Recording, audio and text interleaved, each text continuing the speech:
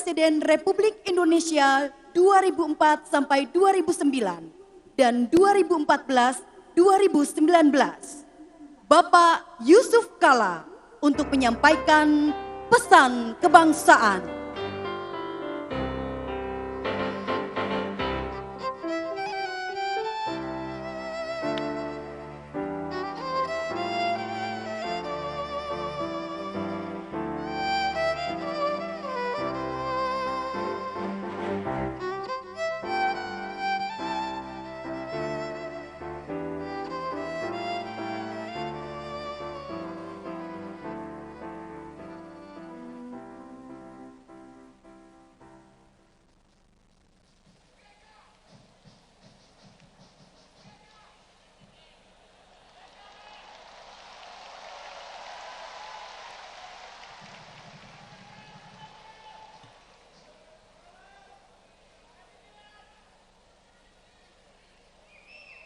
Bismillahirrahmanirrahim. Assalamualaikum warahmatullahi wabarakatuh. Alhamdulillahirrabbilalamin. Wassalatu wassalamu ala asyrafil anbiya wal mursalin sayyidina Muhammad wa alihi wasallam. Hormati Bapak Dr. Salim, Ketua Majelis Syuro PKS, Bapak Presiden PKS Bapak Ahmad Syekhu, Pak Sekjen tiap hari berkomunikasi dengan saya. Terima kasih. Ananda, Ahaye, Agus, dan juga tadi ada Saudara Ali, teman, dan wabil khusus Saudara Anies Baswedan. Dan seluruh pengurus PKS dan seluruh kader-kader yang hadir di sini. Terlebih dahulu saya ingin menyampaikan ucapan selamat atas milad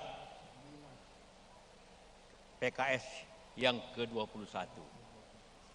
Semoga terus berjaya. Selama ini PKS kita mengetahui partai yang sangat disiplin, sangat taat kepada aturan, dan tentunya mempunyai kemampuan yang besar.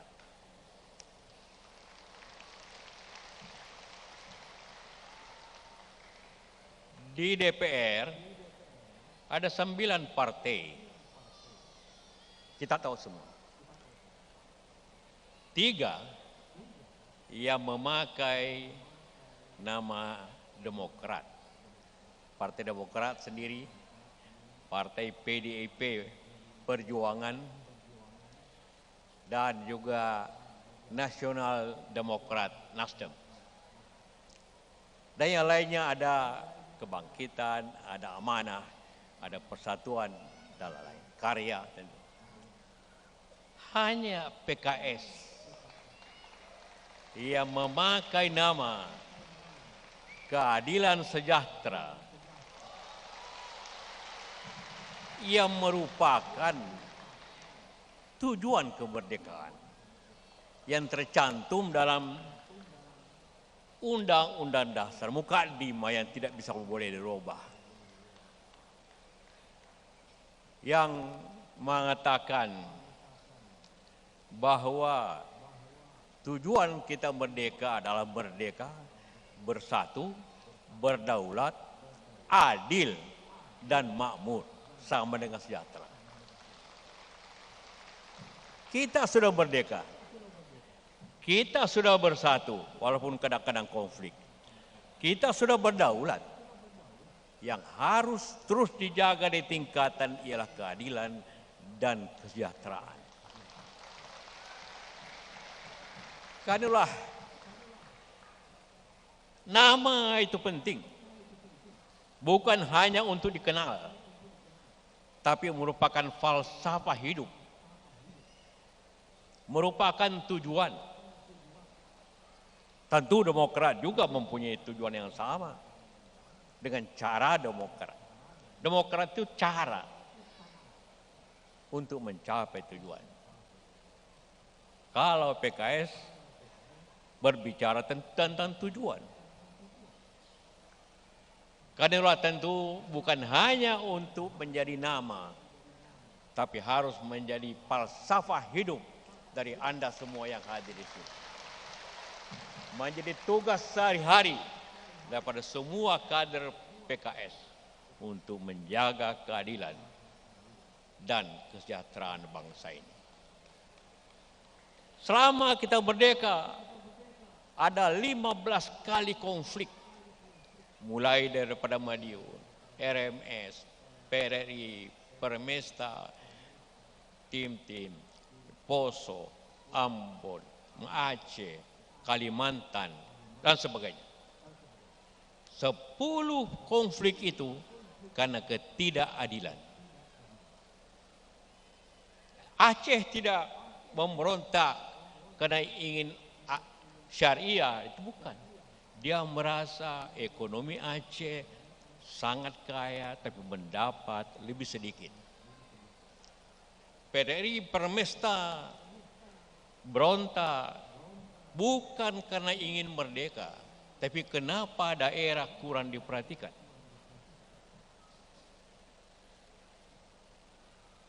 Itulah Ambon, Poso bukan konflik agama awalnya, konflik tentang keadilan politik.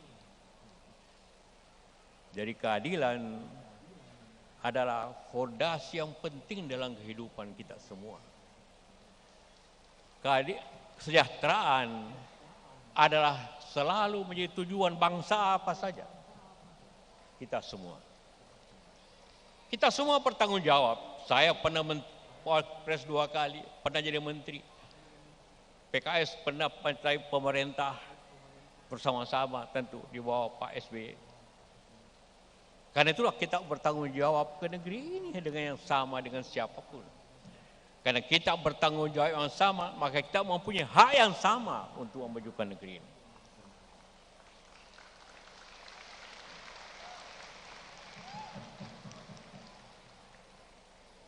Kita berbicara partai tempatnya, ulang tahun partai. Kenapa partai didirikan? Dalam Pancasila yang keempat, sila 4, kerakyatan yang dipimpin oleh hikmah kebijaksanaan dalam permusyawaratan perwakilan. Artinya kita menuju bangsa ini dengan musyawarah perwakilan. Karena itulah perlu, tidak mungkin 270 juta berkumpul bersama. Karena itu ada perwakilannya. Dan perwakilannya itu adalah partai. Sehingga fungsi partai adalah sangat penting seperti disampaikan juga oleh Pak Salim. Bahwa mewakili seluruh rakyat. Memang begitulah dimanapun. Sejarah partai di Indonesia tentu berubah sesuai zaman. Partai pertama didirikan Indonesia Partai yang didirikan oleh Dosdek bersama Pak Dr. Cipto Mangkukusumo, Pak Dewantoro. Kemudian Serikat Islam, kemudian PNI, juga PKI, ada partai-partai Katolik. Adalah fungsi waktu itu kesadaran berbangsa. Zaman Jepang Matsui berdiri sebagai wadah masyarakat Islam. Zaman kemerdekaan Pak Bung Karno mula-mula banyak partai, kemudian disederhanakan dengan prinsip Nasakom, nasional, agama, dan komunis. Soeharto dengan demokrasi terpimpin menyebabkan dari banyak partai menjadi 3 partai. Dan demokrasi yang dipimpin itu menyebabkan partai saya selalu menang.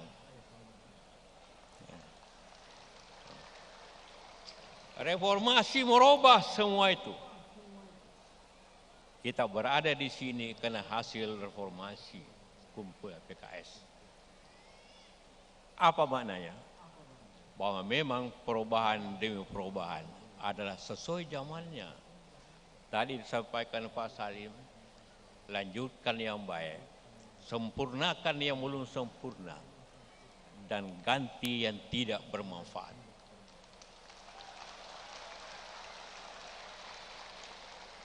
Ini sangat penting.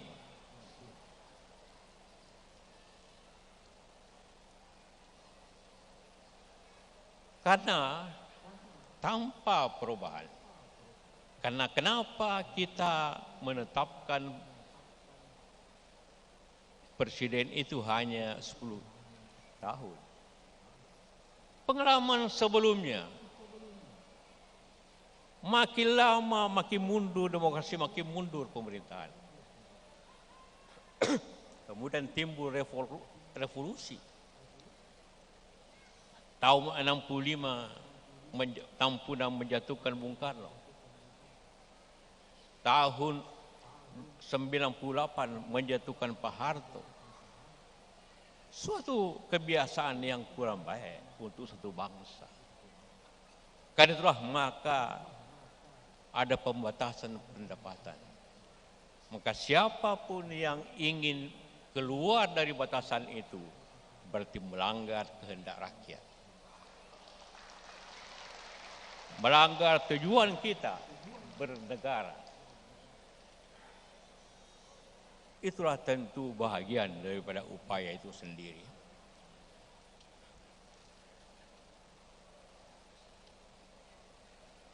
Tentu menjadi tujuan kita bersama bahwa kita menuju suatu tujuan. Apakah kita sudah mencapai kesejahteraan? Ya, ada perubahan. Dari pendapatan 2.000, 3.000, menjadi 4.000 per kapita. Namun ini belum cukup dan dibanding dengan negara sekitar kita. Singapura jauh, Malaysia jauh, Thailand jauh. Sedikit lagi apabila kita tidak bergerak dengan baik tanpa perubahan, Vietnam akan lebih baik dari kita. Karena itulah maka usaha bersama ini sebagai rakyat, sebagai bangsa yang mempunyai tanggung jawab bersama adalah suatu kewajiban bersama. Semua berhak. Keadilan juga harus dijaga. Karena banyak pihak juga tidak menjaga keadilan. Baru-baru ini viral kenapa jalan di Lampung, di Jambi, dan juga di Makassar rusak luar biasa. Di dalam pihak kita bangga bahwa pemerintah, juga waktu saya pemerintah, mempunyai jalan tol 2.600 km. Kita penting, kalau tidak macet untuk Lebaran.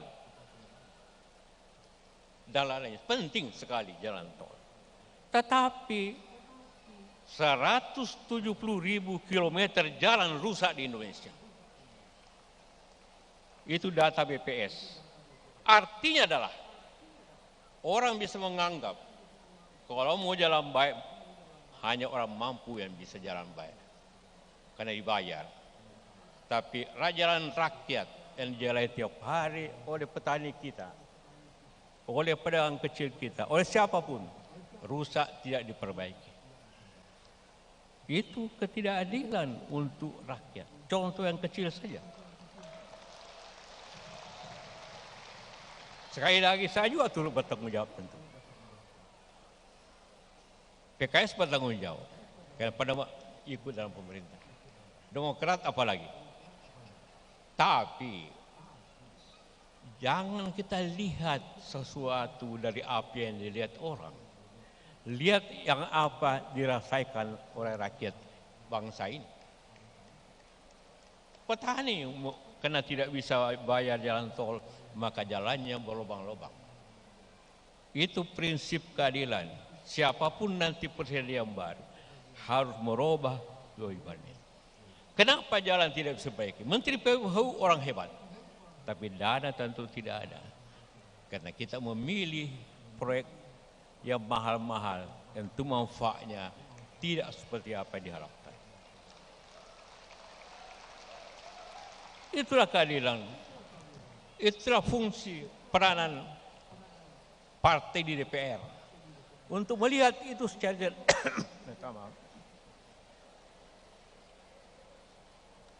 secara jernih. Karena para anggota DPR, Pak Hidayat Nur Wahid, dipilih untuk bertindak, pemerintah agar bertindak adil dan memakmurkan rakyat secara bersama-sama. Kita bersama-sama harus melakukan itu.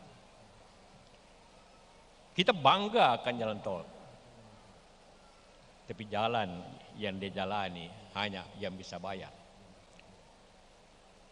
Jalan lainnya, 30% jalan di Indonesia sulit dipakai. Menurut BPS, bukan menurut saya. Ini contoh ketidakadilan. Tadi digambarkan rumah-rumah. Kedua, kita memang kaya, bangsa ini. Semua punya. Ada batu bara, ada nikel, ada bauksit, ada aluminium, ada baja, ada besi. Tapi yang mengolahnya sebagian besar dari Cina. Bawa buruh, bawa pekerja, bawa modal dan kirim ke negerinya. Apa yang kita dapat? Pajak tentu, tapi pajak pun dikurangi untuk kepentingan mereka. Maka alam kita tergerus hanya untuk mendapat sedikit. Apakah Cina menerima pekerja kita untuk menambah di Cina? Pasti dia tidak mau. Apakah Amerika mau menerima kita orang 1.000 untuk bekerja di sana dengan? Tentu tidak. Kenapa? Karena kita atau pemerintah tidak percaya kepada rakyatnya sendiri yang mampu. Saya juga sekarang saya pengusaha, tapi sebelumnya usaha bukan lagi saya laksanakan oleh anak saya, oleh adik saya. Membuktikan bahwa bangsa ini maju, cuma tidak dipercaya. Dulu orang mengatakan semua listrik kasih orang asing kerja, impor saja. Kita bertekad, tidak. Insinyur bangsa ini, pekerja bangsa ini sanggup bikin itu. Dan kita buat. 100% buatan rakyat PLTA, Green Energy. Sekarang kita bikin smelter. Semua orang bilang, mesti buatan Cina. Tidak, buatan Indonesia bisa. Kita bikin 99% pekerjaannya anak-anak muda dari kampung. Hanya 3 orang dari Cina untuk mengawasi pemasangan yang memang kita impor dari dia. Tapi tidak ada tukang las, tidak ada pekerja, tidak ada lain. Mampu. Jadi percayalah negeri ini. Percaya kekuatan kita. Kalau kita sendiri tidak percaya kekuatan kita, maka bangsa ini tidak percaya. Seperti ayat yang disampaikan oleh Pak Dr. Salim tadi. Bangsa berubah kalau bangsa itu yang merubah dirinya. Negara berubah kalau pemerintah tidak merubah caranya. Karena perubahan itu tidaklah mutlak untuk semua dirubah. Tapi apa yang mungkin lebih baik. Itulah tentu tugas kita semua untuk mensejahterakan rakyat ini, mensejahterakan bangsa ini. Ada tujuh hal yang sangat penting antara keadilan dan sejahtera. Riset Bank Swiss mengatakan, di Indonesia itu 1% orang menguasai 50% harta nasional. 1%. Kemarin saya pidato di HP mengatakan, dari 10 orang kaya cuma 1 pribumi. Cuma 1. Dari 100 kira-kira cuma 15. Jadi apa yang dikatakan tadi benar. Apakah ini negeri itu yang kita butuhkan? Tentu tidak. Tetapi kita merubah diri sendiri. Kita kekurangan. Kenapa orang Tionghoa sukses pedagang? Karena dia bekerja keras. Dia pintar mengelola pasar. Kita tidak salahkan mereka. Mari kita introspeksi diri. Bahwa kita juga bisa berusaha. Bisa jadi pengusaha yang baik. Rasulullah berdagang dari umur 13 sampai 40. 27 tahun. Jadi Rasul dan 40 sampai 63. Dia lebih lama berdagang dibanding jadi Rasul. Padahal kita dianjurkan para ulama untuk mengikuti cara hidup Rasulullah. Tadi Pak Salim harus kaya, iya. Tanpa Khadijah yang kaya, tanpa Abu Bakar yang kaya, bagaimana Islam bisa berdakwah? Bagaimana Islam bisa berkembang tanpa ada yang kaya di belakangnya?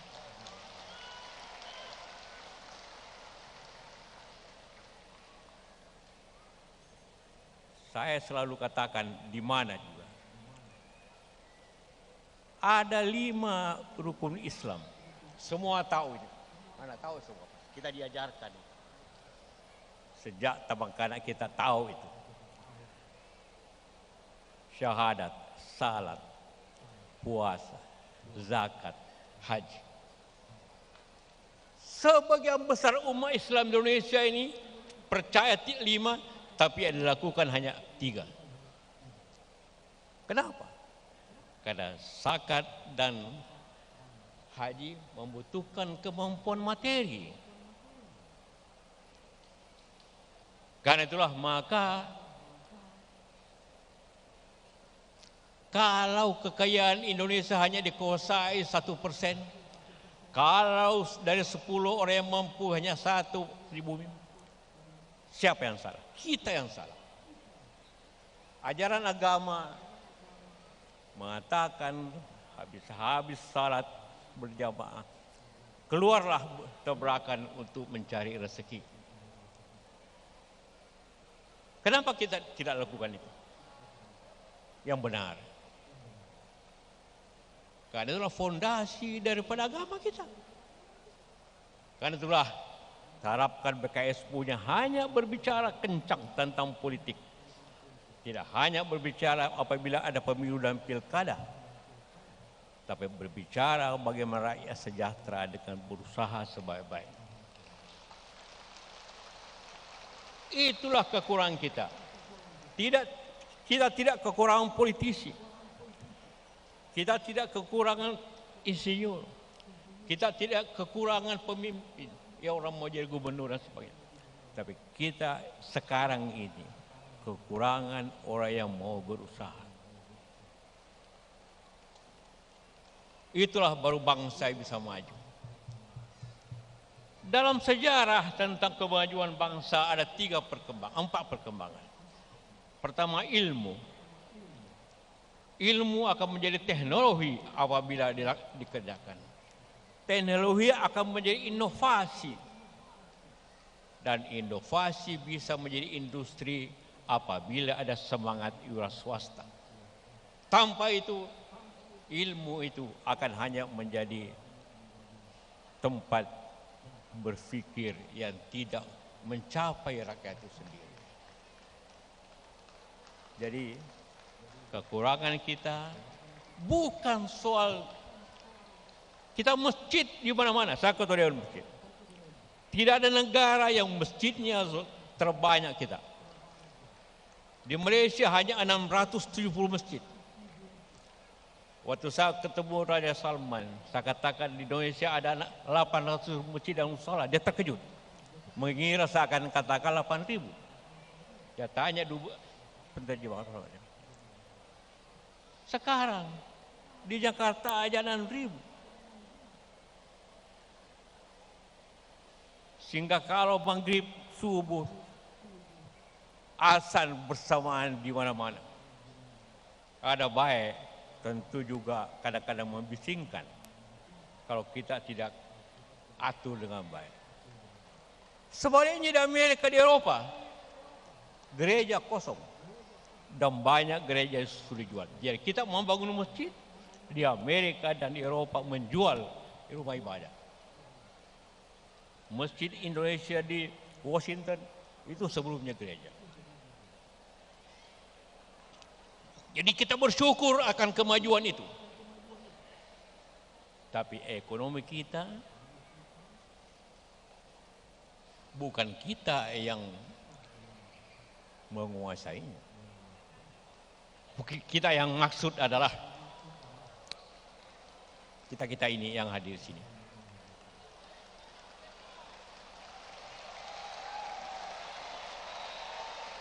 Karena itulah maka mari jiwa kita. Kita tidak ingin merusak. Siapa pasangkan ITB, siapa pasangkan Jamada, Luna, tidak boleh merusak. Yang maju biar dia maju. Kita belajar yang maju. Dalam rapat pemuda masjid saya katakan dan juga pengurus DMI. Kalian ingat hadis Rasulullah. Utlubul ilmu walau bisin. Belajarlah sampai di Cina. Karena di sini banyak Cina, buat apa ke Cina? Belajar aja pada Cina.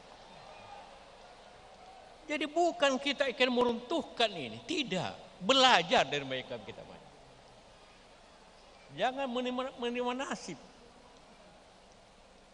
Barulah kita bisa menciptakan tujuan PKS kesejahteraan.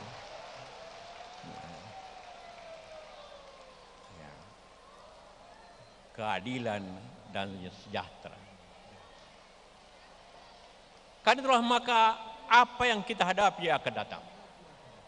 Kita hadapi masalah ekonomi, masalah politik, masalah keamanan, dan juga masalah sosial. Apabila ini berlangsung terus akan terjadi masalah besar. Kita harus berusaha jangan terulang 65, 65, 66, 74, dan 28. Jakarta dibakar. Kita tidak mau itu. Karena sebelum itu terjadi, maka kita harus berkeadilan dalam ekonomi, berkeadilan dalam politik. Tapi kita harus berusaha.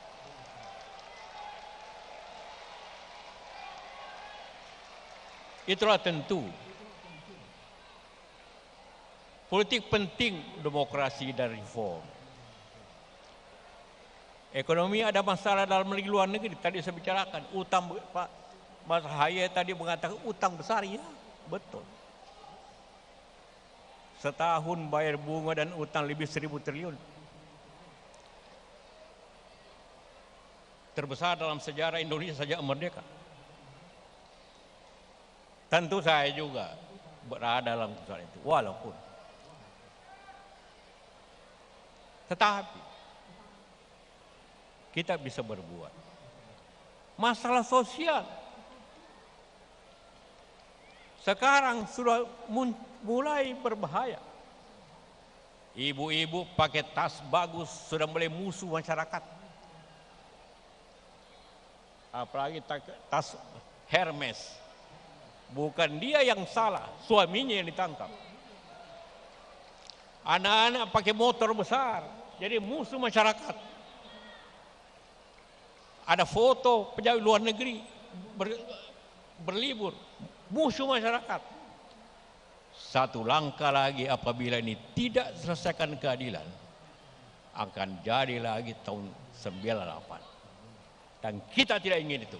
Kita harus hindari itu dengan pemerataan yang adil.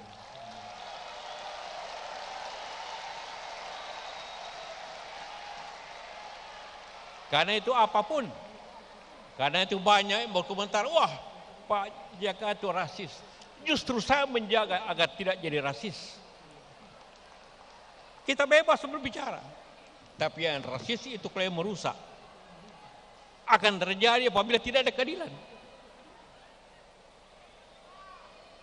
Tidak ada kemakmuran. 98 begitu. 74 begitu. Jarak antara 74 25 tahun. Sekarang 25 tahun. Jagalah negeri. Mari kita jaga bersama-sama.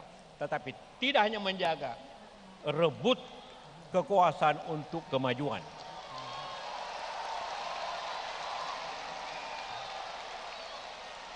Pemilu itu memang merebut kekuasaan dengan demokrasi.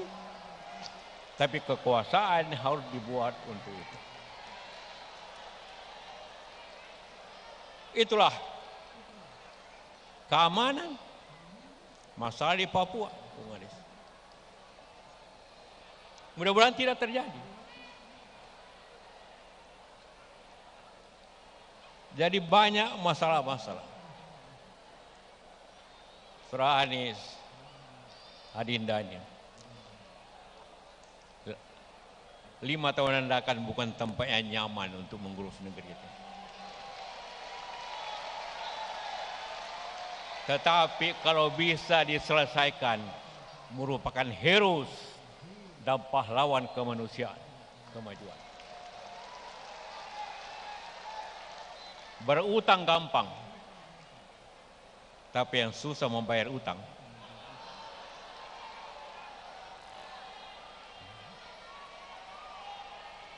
Kita diwariskan untuk membayar utang.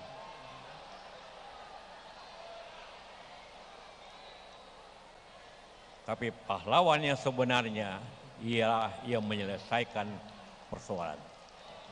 Pemberani yang sebenarnya ialah berani untuk tampil menyelesaikan persoalan.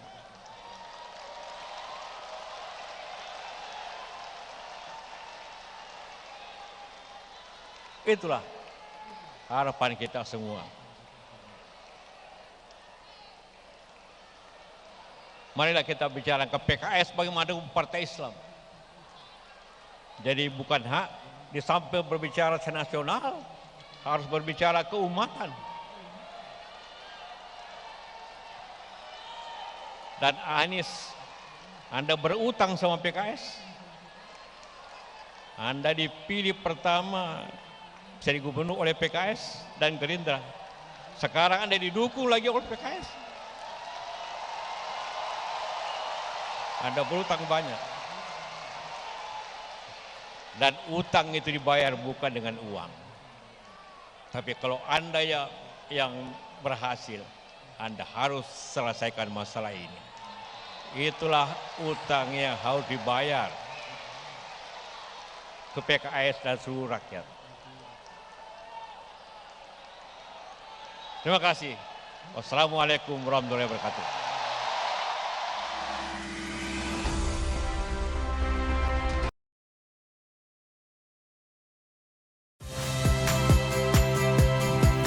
Saya, Cynthia Rompas.